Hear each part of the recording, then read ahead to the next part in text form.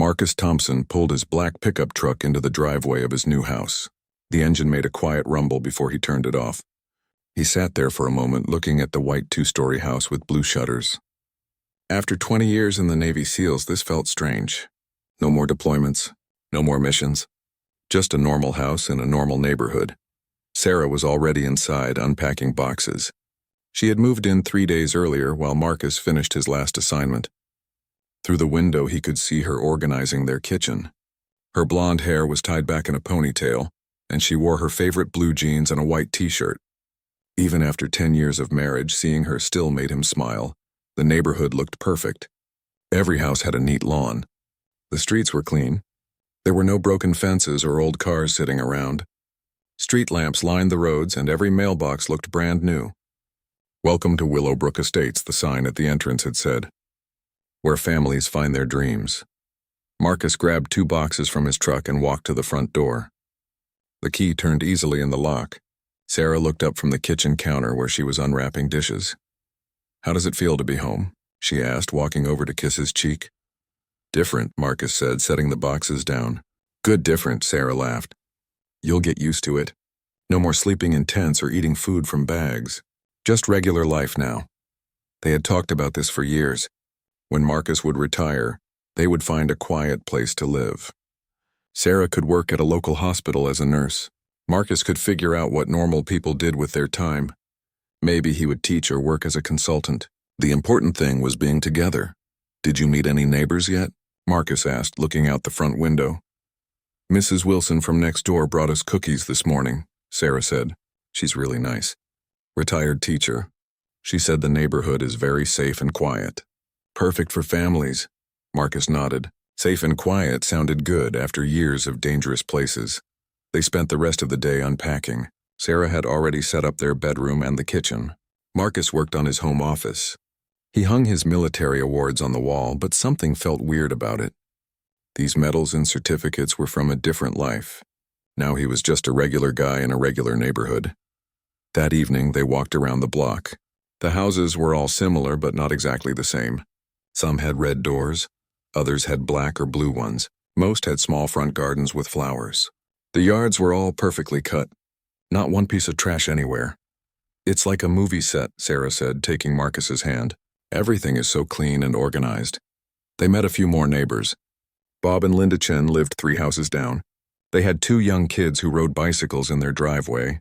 Across the street, an older man named Frank was watering his garden. Everyone seemed friendly and normal. "The HOA keeps everything looking nice," Frank told them. "We have rules about what colors you can paint your house and how tall your grass can be. Keeps the property values up." Marcus wasn't sure what HOA meant, but he nodded politely. "Homeowners Association," Sarah explained later when they got home. "They make rules for the neighborhood. Like you can't park a boat in your driveway or paint your house bright pink." "That makes sense," Marcus said. He was used to rules and order. The next morning, Marcus went for a run. In the military, he ran 5 miles every day.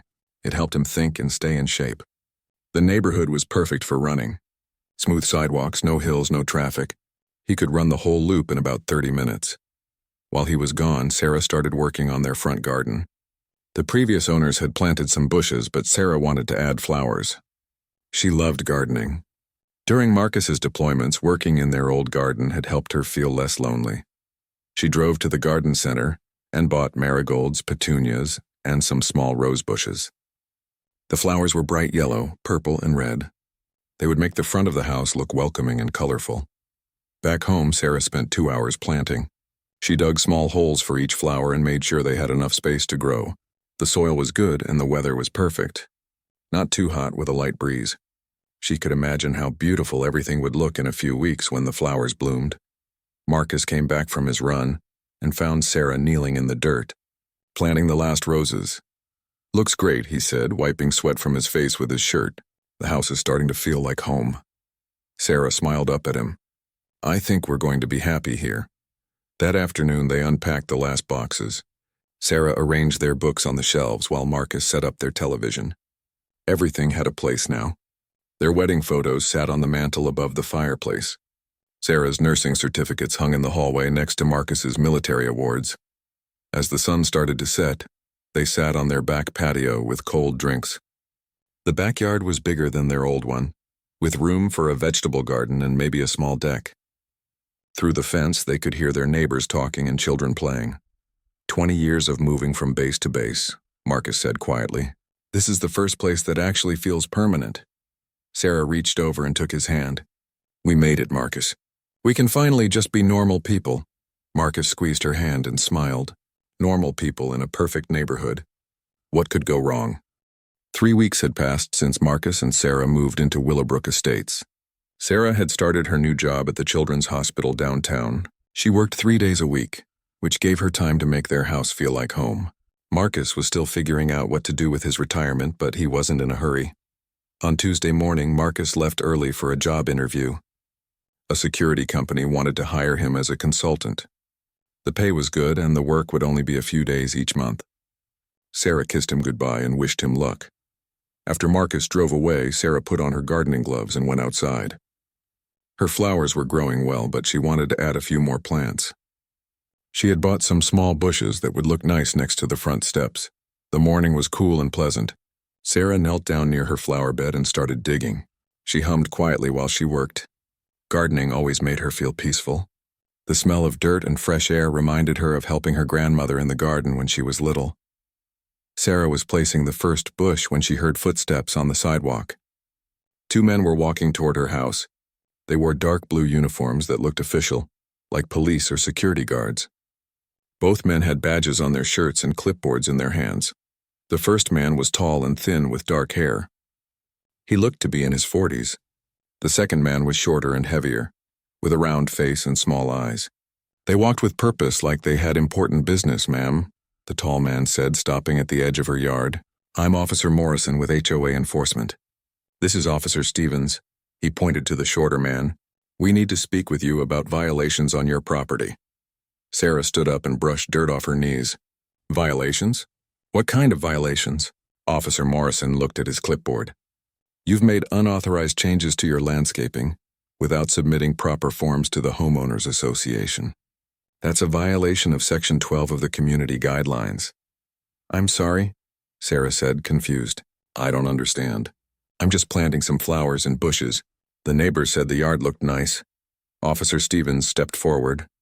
Ma'am, any changes to the front yard landscaping require approval from the Architectural Committee.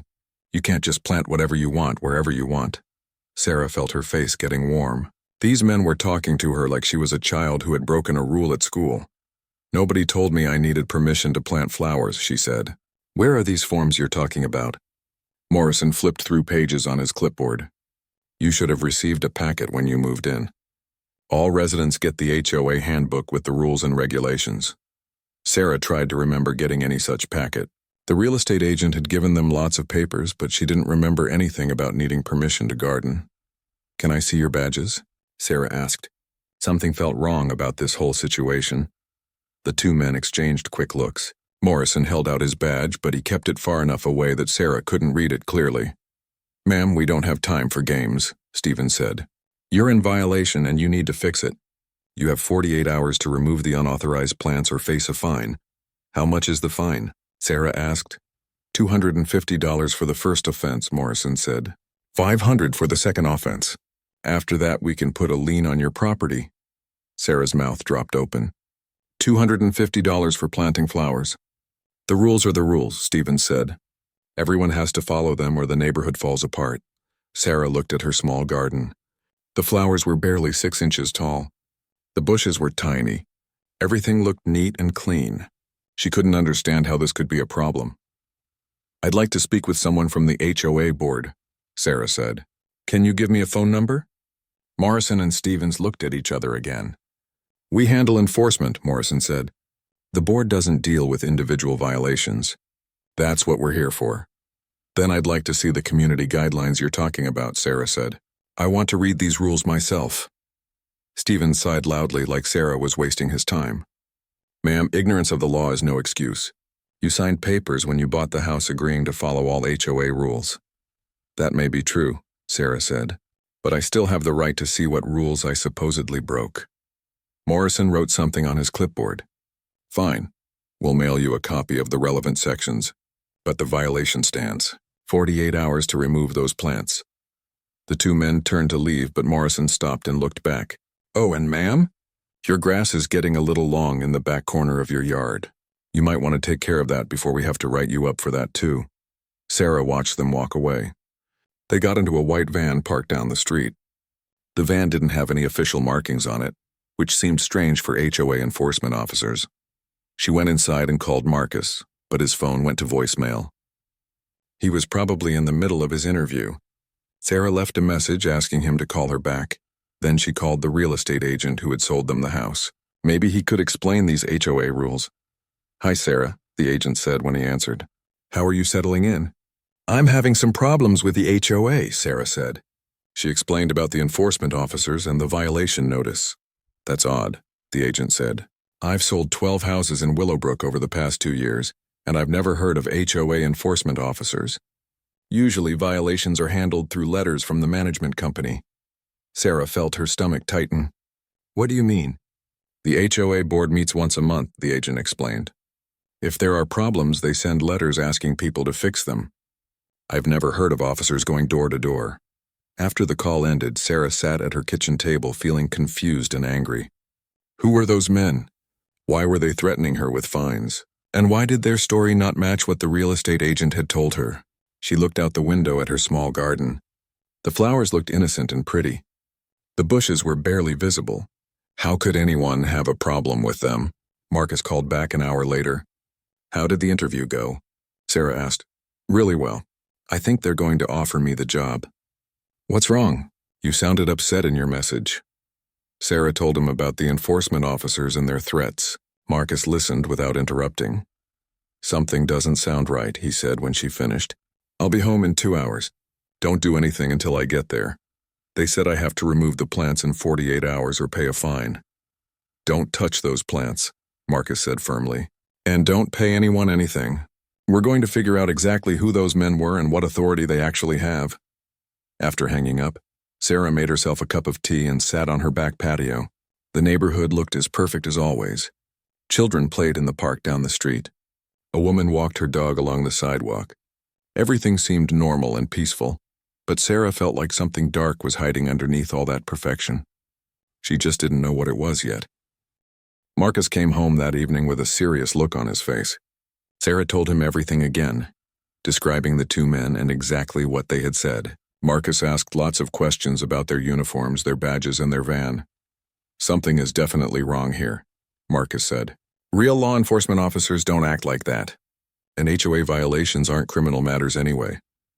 The next morning, Marcus and Sarah decided to do some investigating. They walked around the neighborhood looking for anyone else who might have dealt with these enforcement officers. Their neighbor, Mrs. Wilson, was working in her front yard. She was a friendly woman in her 70s who had lived in Willowbrook for 8 years. "Have you ever seen any HOA enforcement officers around here?" Sarah asked her. Mrs. Wilson looked puzzled. "Enforcement officers? No, dear. The HOA sends letters if there are problems. I got one 3 years ago when my fence was 6 inches too tall, but no officers. They talked to Bob and Linda Chen next. Linda was loading her kids into the car for school." "Oh, you mean those two men in the blue uniforms?" Linda said. "They came to our house last week. Said our mailbox was the wrong color and we had to repaint it or pay a $100 fine." "Did you repaint it?" Marcus asked, looking at their black mailbox. "No, we called the HOA management company. They said they never heard of any enforcement officers. The management company told us our mailbox was fine." Marcus and Sarah exchanged looks. "What happened with the officers?" Sarah asked.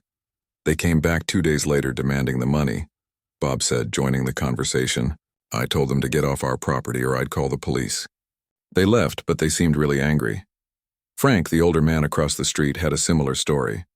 The fake officers had told him his lawn ornaments violated HOA rules and demanded $50 to avoid a formal citation. "I almost paid them," Frank admitted. "They seemed very official. But my wife said something felt wrong, so we didn't." By noon, Marcus and Sarah had talked to 8 neighbors. 5 of them had been approached by Morrison and Stevens. Each time, the men had claimed different violations and demanded money to make the problems go away. "These guys are running a scam," Marcus said as they walked home. "They're targeting new residents who don't know the real HOA rules yet." That afternoon, Sarah called the HOA management company directly. The phone number was on a sign at the neighborhood entrance.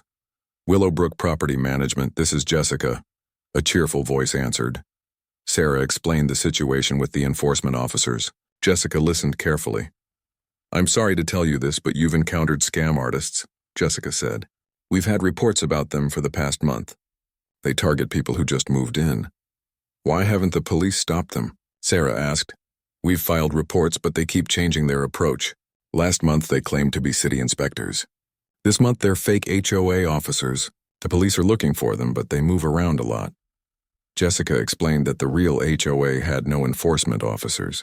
Violations were handled through letters and phone calls. Fines could only be imposed after formal hearings where residents could defend themselves. Are our flowers actually a problem? Sarah asked. Not at all, Jessica laughed. Your landscaping sounds lovely. Plant whatever makes you happy, as long as it's not blocking the sidewalk or growing into the street. When Marcus came home from his second job interview, Sarah shared what she had learned. Marcus's face grew dark as she explained about the scam and all the neighbors who had been targeted. These guys are predators, Marcus said. They're stealing money from families and making people afraid in their own neighborhood. The next morning, Morrison and Stevens showed up at Sarah and Marcus's house right on schedule. Sarah watched them from the window as they walked up the driveway. Both men carried clipboards and wore their fake uniforms. Marcus answered the door before they could knock. He stood in the doorway with his arms crossed. Even though he wasn't wearing his military uniform, something about his posture made it clear he wasn't someone to mess with. Can I help you? Marcus asked in a calm voice. We're here about the landscaping violation, Morrison said. Your wife had 48 hours to remove the unauthorized plants. Time's up. What authority do you have to enforce HOA rules? Marcus asked. Stevens stepped forward. Sir, we're certified HOA enforcement officers.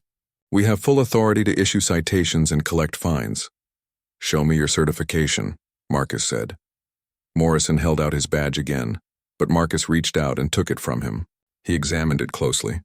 The badge was plastic with a cheap sticker that said HOA enforcement. It looked like something a child might get in a toy store.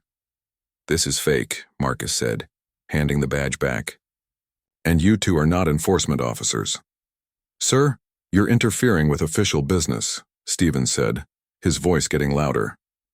Marcus stepped outside and closed the door behind him. No, I'm protecting my family from criminals who are trying to steal our money. The two men looked at each other nervously. Marcus was bigger than both of them, and his calm confidence made them uncomfortable. We've talked to 8 neighbors, Marcus continued. All of them have the same story. You show up, claim there's a violation, and demand money to make it go away. That's called extortion. Morrison tried to sound tough. You don't know who you're messing with, buddy. We have connections with the city, the county, the state.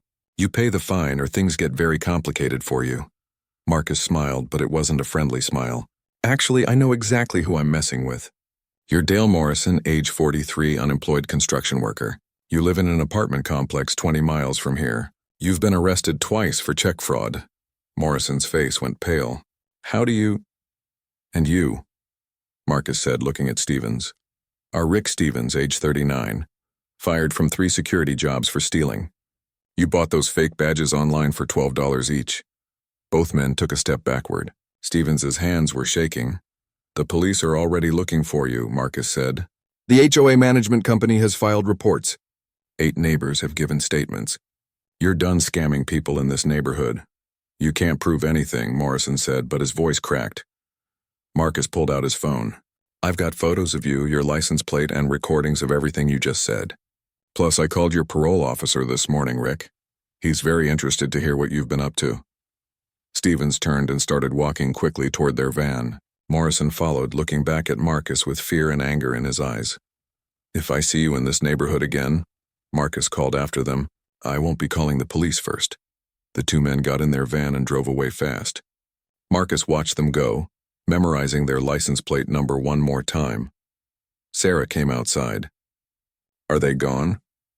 For now, Marcus said. But something tells me they're not going to give up that easily. Guys like that don't like being embarrassed. Later that day, Sarah drove to the community center where the HOA board held their monthly meetings. She wanted to talk to someone in person and make sure the board knew about Dale Morrison and Rick Stevens. The community center was a small building near the entrance of Willowbrook Estates. Inside, there was a main room with folding chairs and a small office where the property management company kept files. Mrs. Chen was there, sorting through paperwork. She was the president of the HOA board and had lived in the neighborhood for 15 years. Sarah had met her briefly when they first moved in. "Sarah, how nice to see you," Mrs. Chen said with a warm smile. "How are you settling into the neighborhood?" "We love it here," Sarah said. "But we've had some problems with fake enforcement officers." Mrs. Chen's smile faded. "Oh no, not you two. Please sit down and tell me what happened." Sarah explained everything from the beginning. Mrs. Chen listened carefully, taking notes on a yellow pad. "I'm so sorry this happened to you," Mrs. Chen said when Sarah finished. "These men have been a nightmare for our community. We've been trying to catch them for weeks." Mrs. Chen opened a filing cabinet and pulled out a thick folder. "Look at this," she said, spreading papers on the desk. "We have complaints from 15 different families. The scammers have collected over $3,000 so far." Sarah looked through the complaints. Each one told a similar story. The fake officers would approach people, claim there was a violation, and demand immediate payment to avoid bigger fines. "Mrs. Patterson is 82 years old," Mrs. Chen said, pointing to one complaint. "She paid them $200 because she was scared they would take her house." Can you imagine? Stealing money from an elderly woman? Why haven't the police arrested them? Sarah asked. Mrs. Chen sighed. "The police say it's hard to catch them. They don't work regular schedules and they keep changing their story. Last month they said they were city inspectors. Before that they claimed to be fire department officials checking for violations. My husband found out who they really are," Sarah said. She told Mrs. Chen about Marcus's research and how he had confronted the two men. "Your husband used to be a Navy SEAL," Mrs. Chen asked, looking impressed. "That explains a lot. Most people are too scared to stand up to these criminals."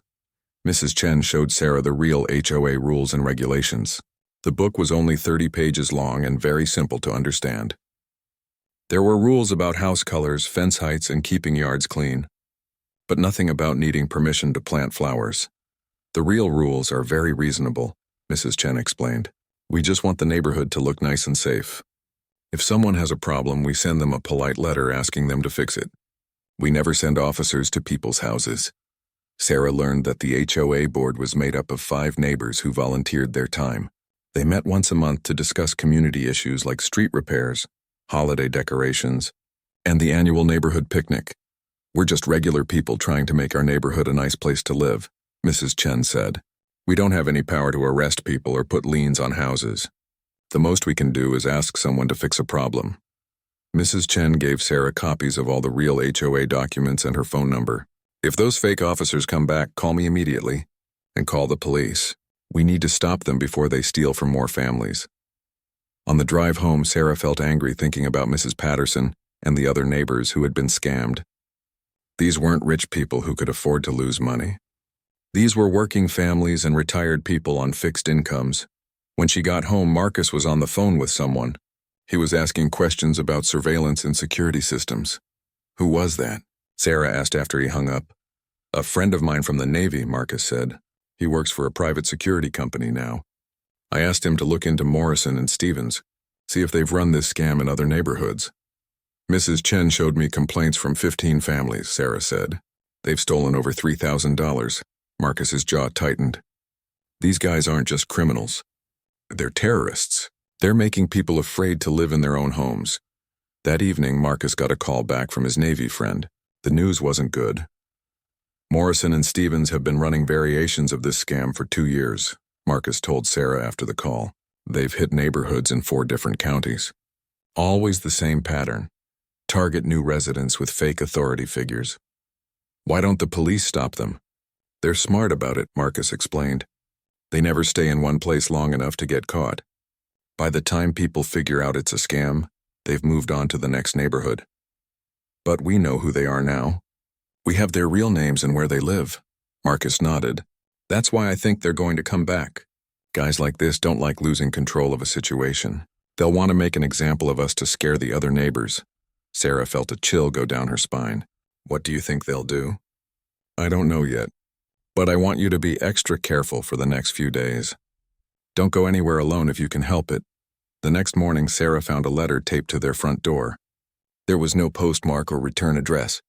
Inside was a single sheet of paper with words cut out from magazines. Like a ransom note in a movie. You made a big mistake. Pay the $250 fine plus $500. Penalty or face the consequences. We know where you work, we know where you live, last warning. Sarah's hands were shaking as she showed the letter to Marcus. He read it twice, his face getting darker. They're escalating, he said quietly. This isn't just about money anymore. Now it's personal. Marcus called the police and reported the threatening letter. The officer who took the report seemed interested, but explained that letters like this were hard to prosecute without more evidence. Keep the letter in a safe place, the officer advised. If anything else happens, call us immediately. After the police left, Marcus and Sarah sat at their kitchen table looking at the letter. The words were scary, but Marcus seemed calm. Are you worried? Sarah asked. Marcus reached across the table and took her hand. I'm concerned, but not worried. I've dealt with much scarier people than Dale Morrison and Rick Stevens. What if they try to hurt me when you're not here? Then they'll discover that messing with a Navy SEAL's wife was the biggest mistake of their lives, Marcus said simply. That afternoon, Marcus installed new locks on all the doors and windows. He also set up a security camera pointed at their driveway and front yard. Is all this really necessary? Sarah asked, watching him adjust the camera angle. Probably not, Marcus said, but I'd rather be safe than sorry. These guys are desperate now, and desperate people do stupid things. As the sun went down, Sarah looked out the window at her small garden. The flowers were blooming beautifully, just like she had hoped. It seemed crazy that something so innocent had started all this trouble, but she had a feeling the real trouble was just beginning. 3 days passed without any sign of Morrison and Stevens. Sarah started to relax a little, thinking maybe they had moved on to another neighborhood. Marcus wasn't so sure, but he didn't want to worry Sarah more than necessary. On Friday morning, Marcus had to drive to the city for a meeting with his new consulting job. The security company wanted him to look at their training programs and suggest improvements. It would be his first real work since retiring from the Navy. I should be back by 4 o'clock, Marcus told Sarah over breakfast. Will you be okay here alone? I'll be fine, Sarah said. I'm working in the garden this morning, then I have errands to run. Besides, those two cowards are probably long gone by now. Marcus kissed her goodbye and left around 8:30. Sarah watched his truck disappear down the street, then put on her gardening gloves and went outside. The morning was beautiful. The sun was bright but not too hot, and there was a gentle breeze. Sarah's flowers had grown even more over the past week. The marigolds were blooming bright yellow, and the roses were starting to show buds. She spent an hour weeding and watering. Mrs. Wilson waved from her front yard, and the mailman stopped to compliment Sarah's garden. Everything felt normal and peaceful. Around 10:30, Sarah decided to drive to the grocery store. She needed to buy ingredients for dinner and pick up Marcus's prescription at the pharmacy. She gathered her purse and car keys and headed for the garage. As she backed her car out of the driveway, Sarah noticed a white van parked down the street. It looked like the same van Morrison and Stevens had been driving, but she couldn't be sure. The van was too far away to see the license plate. Sarah drove to the grocery store, trying not to think about the van. Lots of people drove white vans. It probably had nothing to do with the fake officers, but she found herself looking in her rearview mirror more than usual. At the store, Sarah shopped quickly. She bought chicken for dinner, vegetables for a salad, and some new flowers to add to her garden. The pharmacy filled Marcus's prescription while she waited. The drive home took 15 minutes. When Sarah turned onto her street, the white van was still there. Now she was sure it was the same one. She could see 2 men sitting in the front seats. Sarah drove past the van without looking directly at it. She pulled into her garage and closed the door quickly. Her heart was beating fast and her hands felt shaky. She carried her groceries into the house and put them away. Then she went to the front window and carefully looked out from behind the curtain. The van was still there, about 6 houses down from theirs. Sarah tried calling Marcus, but his phone went to voicemail. He was probably in his meeting and couldn't answer. She left a message telling him about the van and asking him to call her back. An hour passed. The van didn't move. Sarah could see the 2 men inside, but they weren't doing anything, just sitting there watching. At noon, Sarah's phone rang. She hoped it was Marcus, but the caller ID showed an unknown number. Hello? She answered carefully. Mrs. Thompson? The voice was Dale Morrison's. "We need to talk." Sarah's stomach dropped. "I have nothing to say to you. Leave me and my family alone." "You made this personal when you got your husband involved," Morrison said. "Now we're going to settle this once and for all." "I'm calling the police," Sarah said. "Go ahead. By the time they get there, this will be over. Come outside. We just want to have a conversation." "I'm not going anywhere near you." Morrison's voice got harder. "Lady, you've got two choices. You can come outside and talk to us like adults, or we can come in there and get you. Your choice." The line went dead. Sarah ran to the front window. The van was gone from its parking spot. Her heart was pounding so hard she could hear it in her ears. She called 911, but when the dispatcher asked what her emergency was, Sarah wasn't sure what to say. Two men who had threatened her were parked outside her house, but they hadn't actually done anything yet. "Ma'am, are you in immediate danger?" the dispatcher asked. "I don't know," Sarah said honestly. "Maybe. I'll send an officer to check on you, but it may take 20 to 30 minutes, the dispatcher said. "If the situation changes, call back immediately." After hanging up, Sarah tried Marcus again. Still voicemail. She left another message, this time telling him she had called the police and was scared. Sarah looked out all the windows, trying to see where the van had gone. The street looked normal. A few neighbors were working in their yards. Children were playing in the park at the end of the block. Then she heard footsteps on her front porch. Heavy boots walking back and forth. Sarah crept to the front door and looked through the peephole. Dale Morrison was standing right outside her door. He had changed out of his fake uniform and was wearing jeans and a black t-shirt. He looked angry and determined. "I know you're in there," Morrison called out. "Open the door. We're going to finish this conversation whether you like it or not." Sarah backed away from the door. Her phone was in her hand, ready to call 911 again. She looked around the house, trying to think of what Marcus would do in this situation. The footsteps moved around to the side of the house. Morrison was checking the windows, looking for another way in. Sarah heard him rattling the back door handle. She ran upstairs to the bedroom and looked out the window. Rick Stevens was standing in their backyard, looking up at the house. When he saw Sarah in the window, he smiled and waved. Sarah ducked down below the windowsill. These men weren't just trying to scare her anymore. They were actually trying to get inside her house. She called 911 again. This time, when the dispatcher answered, Sarah's voice was clear and urgent. "There are two men trying to break into my house," she said. "They've been threatening me for weeks. They're here right now. Ma'am, what's your address?" Sarah gave the dispatcher her address and explained about Morrison and Stevens. The dispatcher said officers were on their way and told Sarah to stay on the line. Downstairs, Sarah heard the back door handle rattling again. Then she heard a different sound, something scraping against the door, like someone was trying to pick the lock. "They're trying to break in through the back door," Sarah told the dispatcher. "Officers are 3 minutes away, ma'am. Stay upstairs and away from the doors and windows." Sarah heard the back door open. Her new locks hadn't been enough to stop them. Heavy footsteps walked through her kitchen. "Sarah," Morrison called out. "Where are you?" "We just want to talk," Sarah whispered into the phone. "They're inside the house." "Ma'am, I need you to find a room with a lock and barricade yourself inside," the dispatcher said. "Officers are almost there." Sarah ran into the master bathroom and locked the door. She pushed a chair against it and sat down in the corner with her phone. She could hear Morrison and Stevens walking through the house looking for her. "Sarah," Stevens yelled. "Come on out. We're not going to hurt you. We just want our money." Their footsteps were on the stairs now, coming up toward the bedroom. Sarah held her breath and tried to stay completely quiet. "Where are those police?" she whispered into the phone. 30 seconds, ma'am.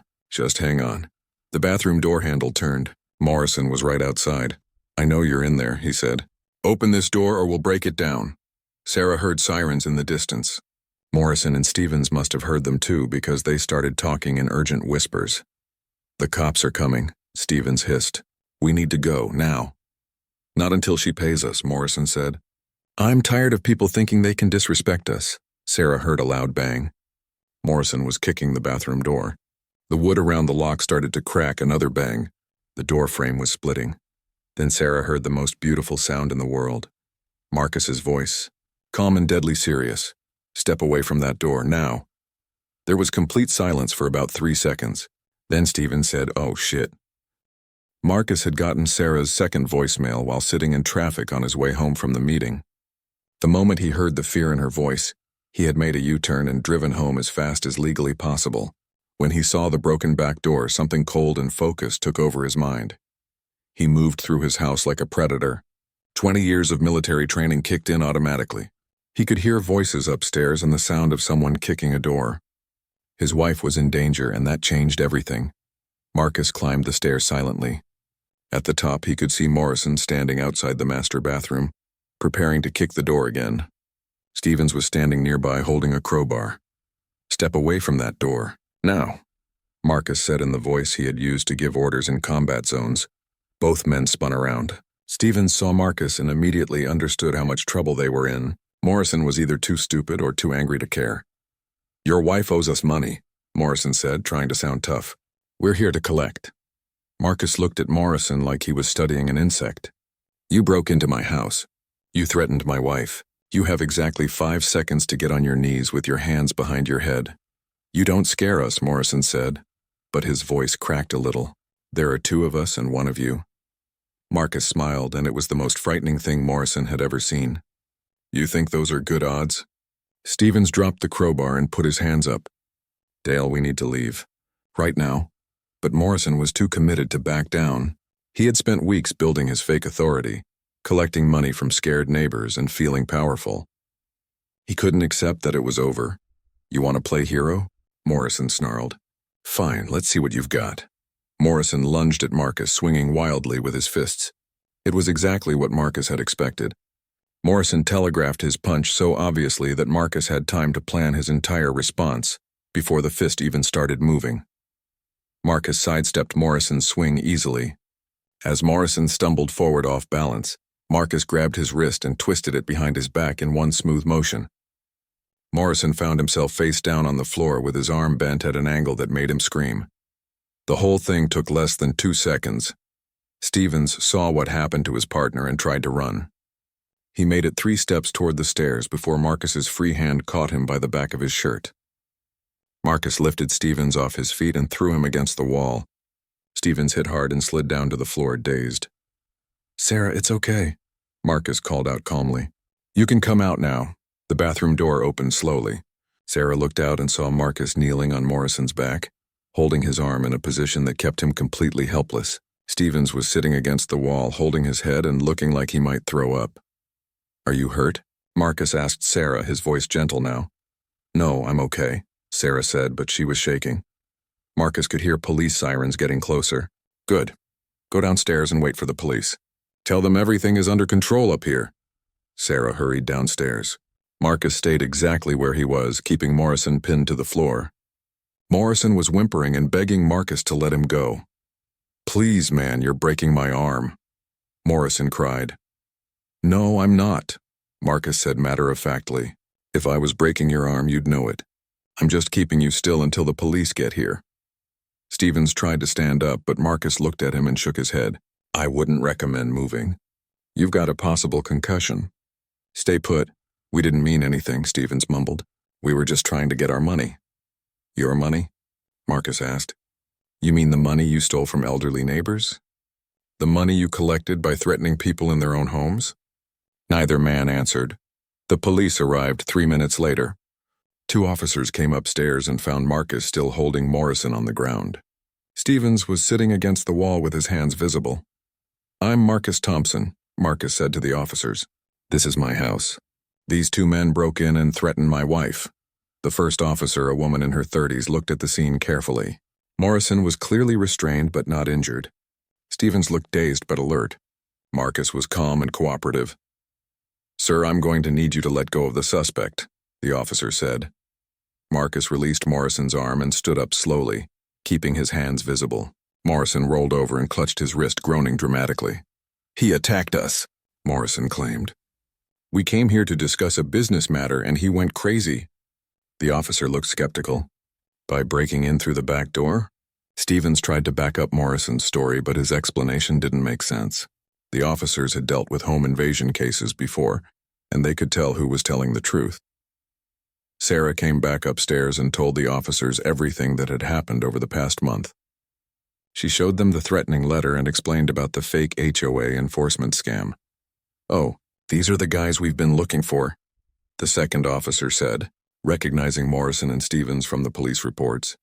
"We've got warrants out for them in 3 counties." While the officers arrested Morrison and Stevens, Sarah hugged Marcus tightly. She could feel how tense his muscles still were, like a spring wound too tight. "It's over," Marcus said quietly, holding her close. "They can't hurt you anymore." Morrison and Stevens were handcuffed and led outside to the police cars. As they walked past Marcus, Morrison glared at him with pure hatred. "This isn't over," Morrison said under his breath. Marcus stepped forward slightly, and Morrison immediately looked away. The fight had gone out of him completely. After the police left with their prisoners, Marcus and Sarah sat in their living room trying to process what had happened. The back door was broken and there were scuff marks on the upstairs wall where Stevens had hit it. "I've never seen you like that before," Sarah said. "You were so controlled, even when you were angry." Marcus put his arm around her. "I wasn't angry. Anger makes you sloppy. I was focused." "Focused on what?" "On protecting my family," Marcus said simply. "That's what I was trained for." Sarah looked at her husband with new understanding. For 10 years she had known Marcus as a loving, gentle man who happened to be a Navy SEAL. Today, she had seen what a Navy SEAL looked like when someone threatened his family. It was both frightening and comforting at the same time. "Will they go to prison?" Sarah asked. "With all the evidence and complaints against them?" "Definitely. Breaking and entering, extortion, fraud, threatening with a deadly weapon. They'll be gone for years." Marcus called a handyman to fix the back door, then made dinner while Sarah called Mrs. Chen to tell her what had happened. Word spread quickly through the neighborhood that the fake enforcement officers had been caught. That evening, several neighbors stopped by to thank Marcus and Sarah. Mrs. Patterson, the elderly woman who had been scammed out of $200, brought them a homemade pie. "You're heroes," she said with tears in her eyes. "Those men made me afraid to leave my house. Now I can sleep peacefully again." After the neighbors left, Marcus and Sarah sat on their back patio watching the sunset. Sarah's garden looked more beautiful than ever, and the neighborhood was quiet and peaceful. "Do you think it's really over?"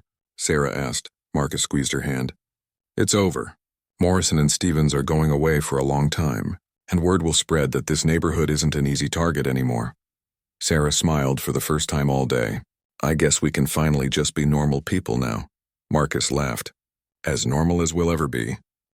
The next morning, Detective Rodriguez called Marcus and Sarah. She was handling the case against Morrison and Stevens and had some good news to share. "We searched their apartment and found evidence of scams in 12 different neighborhoods," the detective said. "Fake badges, fake uniforms, fake citation books. They've been running this operation for over 2 years." "How much money did they steal?" Sarah asked. "We're still counting, but it's over $15,000. They targeted elderly people and new residents who didn't know the local rules. Very systematic and very cruel."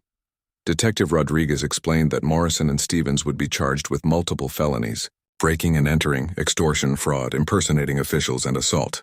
With their previous criminal records, they were looking at 5 to 10 years in prison.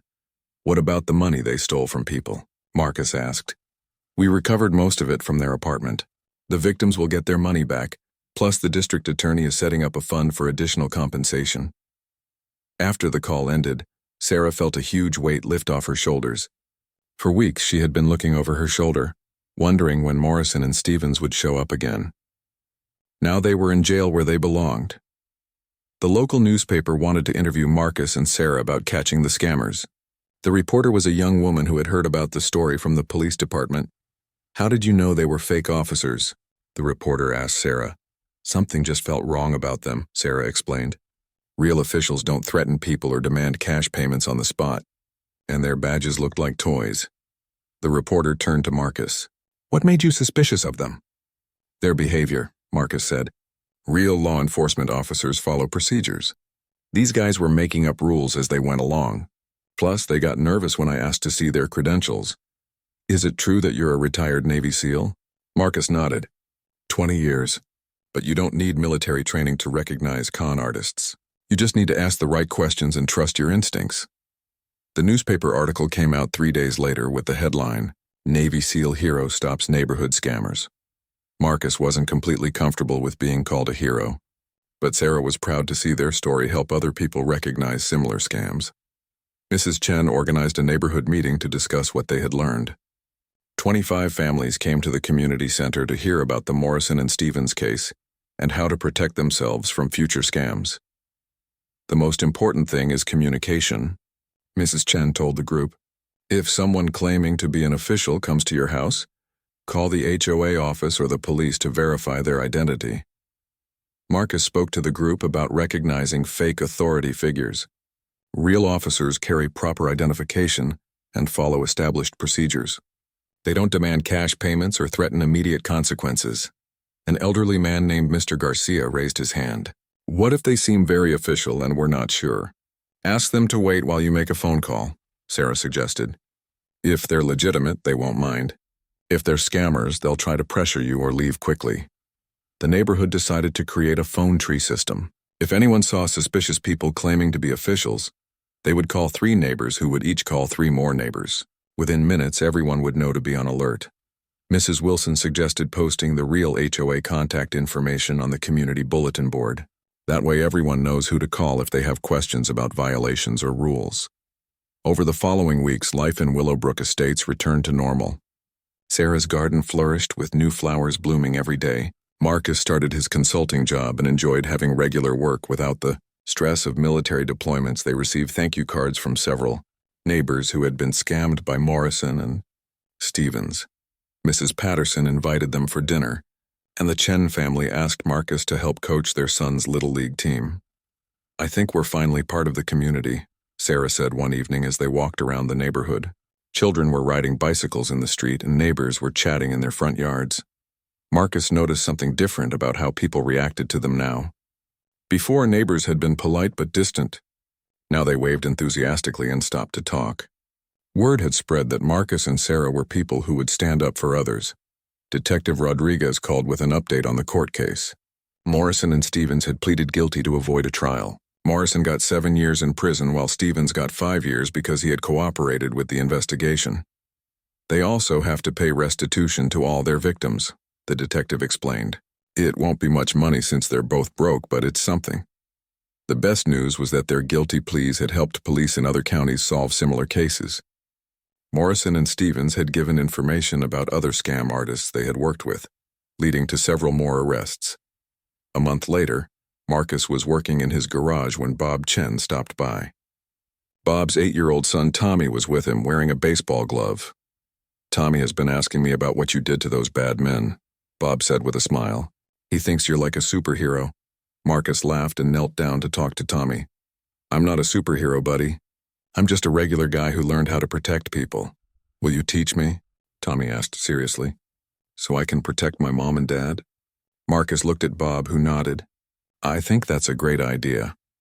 Marcus started teaching basic safety awareness to some of the neighborhood kids. Not fighting or violence, but how to recognize dangerous situations and get help from adults. Sarah helped by teaching them about trusting their instincts when something felt wrong. The security company Marcus worked for heard about the newspaper article and offered him a new position developing community safety programs.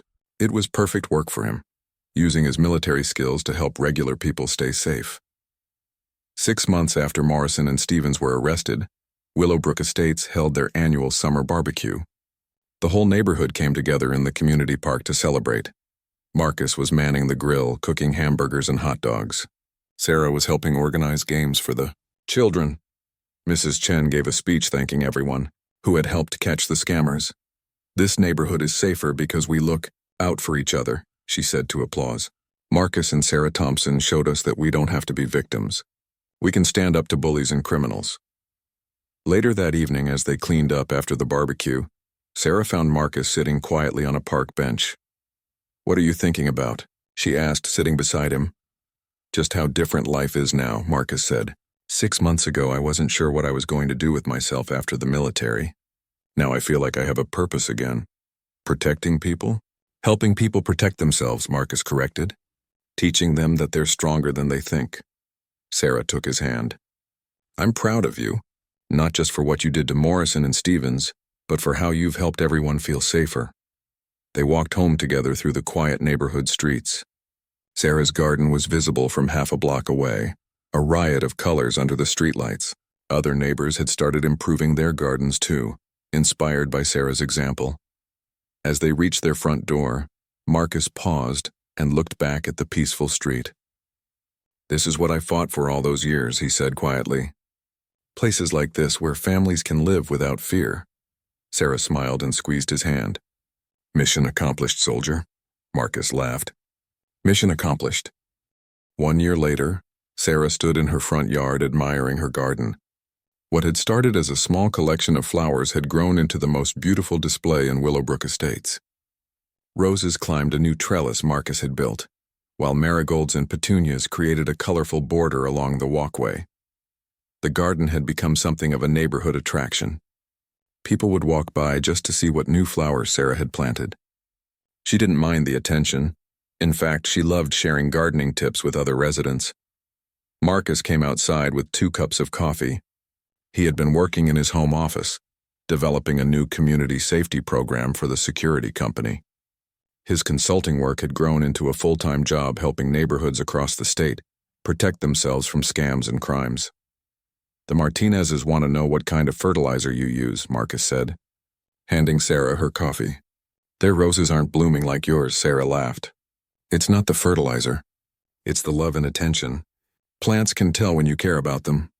They sat on their front porch and watched the neighborhood wake up. Mrs. Wilson was getting her newspaper from the end of her driveway. Bob Chen was loading his kids into the car for school. Everything looked peaceful and normal. It was hard to believe that a year ago, this same street had been terrorized by con artists demanding money from scared residents. "Any word from Detective Rodriguez about the appeals?" Sarah asked. Marcus shook his head. "Morrison tried to appeal his sentence, but the judge rejected it. He'll serve the full 7 years. Stevens isn't even trying to appeal. He knows he's guilty." The Morrison and Stevens case had become famous in law enforcement circles as an example of how communities could fight back against scammers. Marcus had been invited to speak at police conferences about recognizing fraud schemes. "I still can't believe they thought they could get away with it for so long," Sarah said. "They did get away with it for 2 years," Marcus pointed out. "The only reason they got caught was because they got greedy and started targeting people who fought back." Mrs. Chen walked over from her house carrying a manila folder. She was still the HOA board president and had become good friends with Marcus and Sarah over the past year. "I have some exciting news," she said with a big smile. "The county commissioners want to use Willowbrook Estates as a model for other neighborhoods. They want to know how we organized our community watch program. After Morrison and Stevens were arrested, the neighborhood had created a comprehensive safety program. They had regular meetings, a phone tree for emergencies, and educational sessions about common scams.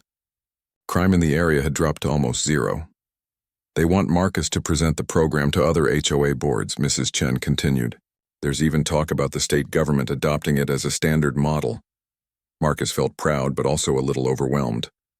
"I just wanted to keep my neighborhood safe. I didn't expect it to turn into a big program." "Good ideas spread," Sarah said, squeezing his hand. "You're helping people all over the state now." That afternoon, Marcus got a call from an unexpected source, the district attorney's office. The prosecutor wanted to let him know that Morrison and Stevens had been linked to even more crimes. "We found evidence that they were part of a larger criminal network," the prosecutor explained. "Your case helped us uncover scams in 8 states. Dozens of criminals have been arrested." "How many victims were there?" Marcus asked. "Over 300 families, mostly elderly people and recent immigrants who didn't know how to fight back. The total amount stolen was more than $200,000. Marcus felt sick thinking about all those families who had been victimized. But he also felt proud that catching Morrison and Stevens had helped stop such a large criminal operation. The prosecutor continued, "We're recommending you and your wife for a Citizen Service Award from the governor's office. Your actions saved a lot of people from being victimized." After the call ended, Marcus told Sarah about the award. She was excited, but Marcus felt uncomfortable with all the attention. "I didn't do anything special," he said. "I just protected my family." "You did a lot more than that," Sarah replied. "You showed everyone in this neighborhood that they didn't have to be afraid. You gave them courage." That evening, they attended the monthly HOA meeting.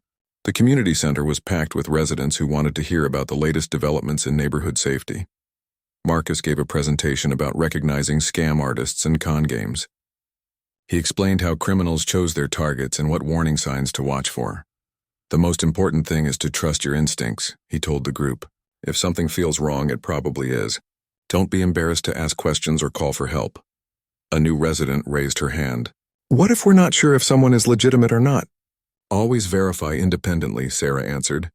If someone claims to be from the city, call City Hall. If they say they're from the HOA, call the property management company. Real officials won't mind waiting while you check.